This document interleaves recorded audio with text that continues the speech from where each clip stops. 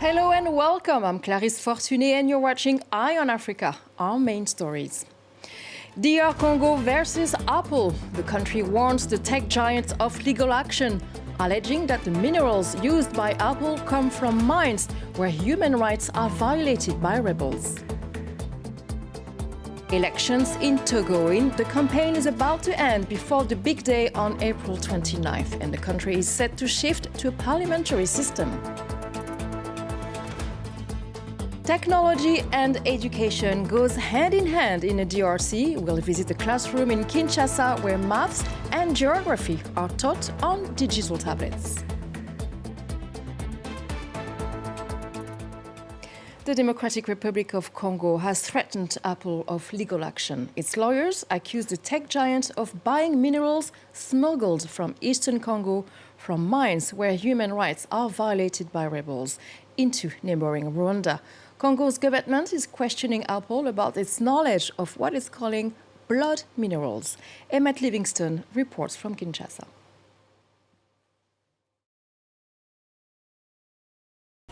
Congo's government, through a team of international lawyers based in the US and France, has sent a formal notice to the CEO of Apple, Tim Cook, over the company's alleged use of what it termed blood minerals. Congo has said that the tech giant benefits from so-called 3T minerals, or tin, tungsten and tantalum, which are mined in its conflict-torn eastern region. It also accused its neighbour, Rwanda, of smuggling and exploiting those conflict minerals. M23 rebels who are backed by Rwanda control swathes of eastern Congo, including areas that have rich 3T mines. Apple, in response to our questions, said that its own due diligence process, as well as audits conducted by third parties, had found no evidence that any of the 3T minerals in its supply chain benefited armed groups. But lawyers for the Congolese government have called into question the reliability of traceability schemes. The dispute is likely to roll on. Congo is demanding a response from Apple within 3 weeks and has raised the possibility of pursuing legal action against the firm if it finds its responses unsatisfactory. The Congolese government said on Friday that its formal notice to Apple illustrated its continued efforts against the illicit extraction, sourcing and marketing of natural resources in the DRC. Elections in Togo are set for this Monday. This time, legislative and regional elections are combined to also appoint senators.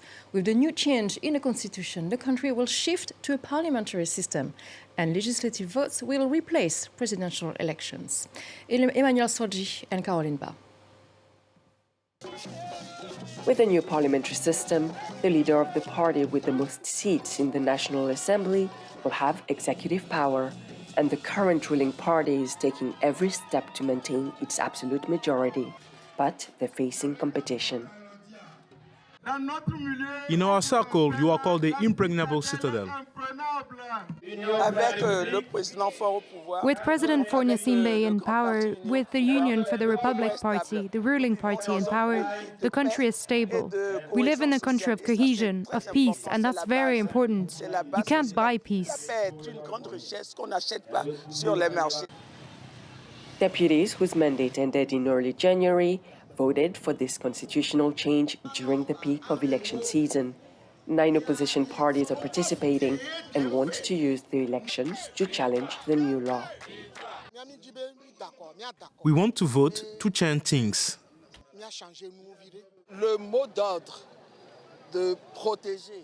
The directive is to protect the vote we cast. They understood, and we are confident that it will be followed, and that all voters will behave like little soldiers. 7 other opposition parties are boycotting the elections. Like the 9 candidates, they denounced the unreliability of the voting process. Elections in Togo are a farce, a trick used by the authorities to make the international community believe the country is democratic.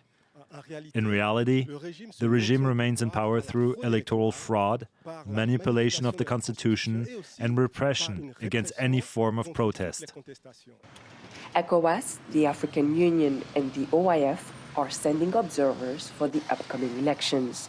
Meanwhile, the Council for Justice and Peace of the Catholic Church, the largest national observation group, has been forbidden from sending hundreds of its monitors on site.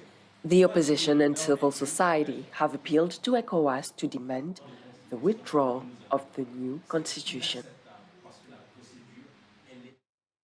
Senegal is making significant progress in its race to eliminate malaria. Incidence of the disease has fallen by 20%. That's according to the latest figures. In some areas, malaria has even been almost completely wiped out. Our reporters visited the northwest city of Louga, an example of effective prevention methods. Sarah Sako, Aminatou Diallo, and Sam Bradpiece. I have temperature and my body aches. Nellen Mendy has multiple malaria symptoms. At the Meke Health Centre, some 200 kilometres from Dakar, she is immediately identified as a potential sufferer. She undergoes a rapid assessment. An efficient blood test brings relief to the patient. She doesn't have malaria. Since the start of the year, we have only seen one case of malaria among all the patients here. We've noticed that since 2021, the number of cases has fallen. This is the case for most of those to come here. In this commune, only 2 out of 1,000 inhabitants were infected with malaria in 2022, according to the latest data. This can be explained by improved prevention methods. Teams of medical staff pay regular visits to local villages, distributing mosquito nets, medicine, and important knowledge which raises awareness of the disease. Through the awareness campaigns that we have launched, like home visits, radio shows, and group discussions, we have seen the malaria rate drop. Fatou Fall and her family have received new mosquito nets. She's convinced that they have helped in the past. Thanks to mosquito nets, we don't suffer from malaria anymore. When you get ill, you can't work and have to go to hospital. So you lose money. But mosquito nets are much cheaper and a better solution. According to the latest official figures, Senegal's malaria rate fell by 20% from 2016 to 2020. And now to Ethiopia. More and more people are calling for an end to the renewed violence in the Amhara region. More than 50,000 people were displaced following fighting between Amhara and Tigrayan forces in the north of the country. The clashes took place in territory that has long been disputed by the two regions. Clotilde Hazard explains. Moussa Faki, chairman of the African Union Commission, is the latest to call for a halt to hostilities in the Amhara region. Several embassies in Ethiopia, including France, the United States and Great Britain, had already jointly expressed their concern last week about the conflict and called for de-escalation. More than 50,000 people have been forcibly displaced by fighting between Amhara and Tigrayan forces in and around the town of Alamata, in the south of the Tigray region past week. The displaced have moved to nearby towns, Sekoto and Kobo, in alarming humanitarian conditions, according to the United Nations. Thousands of women and children are in need of urgent assistance. It is difficult to determine the true nature of the events, because internet is cut off in the region and journalists are denied access. This region has long been disputed by Tigray and Amhara. The district was Tigrayan before Amhara forces moved in during the war in 2020 and set up its own administration. The recent fighting followed the Tigrayan regional government's decision to dismantle the Amhara administration, as convened in the Pretoria Agreement. This agreement signed between the federal government and the Tigray People's Liberation Front in November 2022 put an end to the war in Tigray. It aims to disarm and rehabilitate combatants and return the displaced, a program that is still far from complete. One of the ways to reach young students' heart, or at least their brain, is probably through technology. It seems to be the approach of this teacher in Kinshasa. He's using digital tablets and a set of specialized apps to learn subjects such as math and geography. Aurélie Bazaraki Bangula and Emmett Livingston reports. In this classroom in Kinshasa's Matonge district, a digital screen has replaced the traditional blackboard, and the pupils work on tablets. Once a week, the students use a set of specialized apps to learn and revise core subjects such as maths and geography. Teaching is play. In the DR Congo, it's recommended that teaching should be concrete. What you teach, the child sees He touches and remembers. For us, it's really great. The approach appears to work, and it's winning pupils over too. Children can learn to count through the applications using intuitive methods, such as buying items at a market represented on a tablet screen. The learner finds themselves in scenes they're used to, and at the same time they can switch to the language in which they have the best command, which could be French in the DRC, Chiluba, Swahili, Lingala, Kikongo, which are national languages, and we recently added English. 80 schools across the country are using the Africa-Teak applications, and the startup wants to scale up the distribution and use of the software. The team is hoping to attract more investment during the entrepreneurial scramble for funding of Kinshasa's French Week. Michel is also hoping to win backing for his project, which trains nursery school teachers for free. It's a principle. Give me a good economy, I'll give you a good education. Without funding, it's not possible, hence our cry of alarm. If we fund child education, we'd have fewer problems because children would have been trained from the start. Education is underfunded in Congo, comprising 13% of the state budget. These education entrepreneurs are hoping to plug the gap with money from foreign investors, who for years have focused almost solely on the mining and energy sectors. Now to Morocco. The country has been investing heavily in the aerospace sector in recent years, especially in the aviation industry. The government has been working to attract foreign investment and develop a skilled workforce, particularly aircraft maintenance. Laura Di Biasio.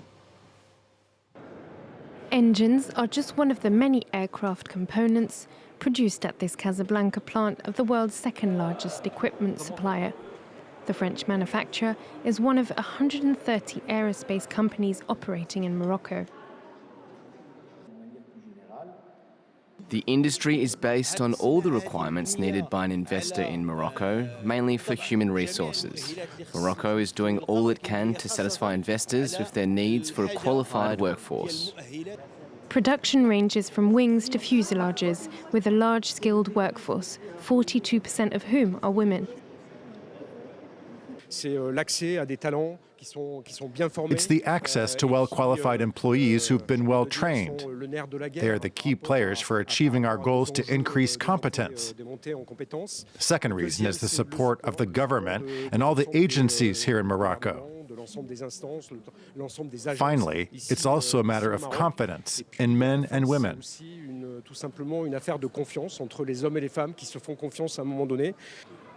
Morocco's aeronautics industry is worth $2 billion a year, a turning point that aims to transform its economy.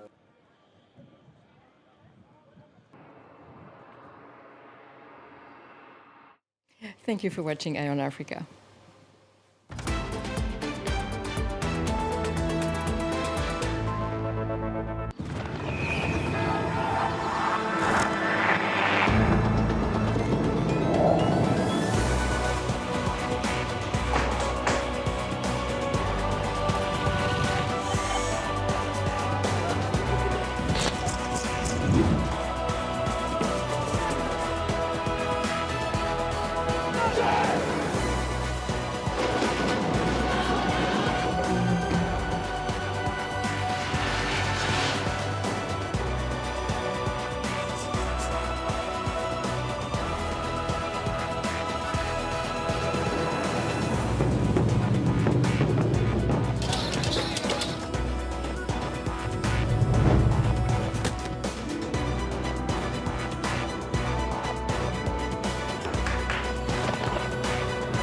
France 24, your window on the world. Liberté, égalité, actualité.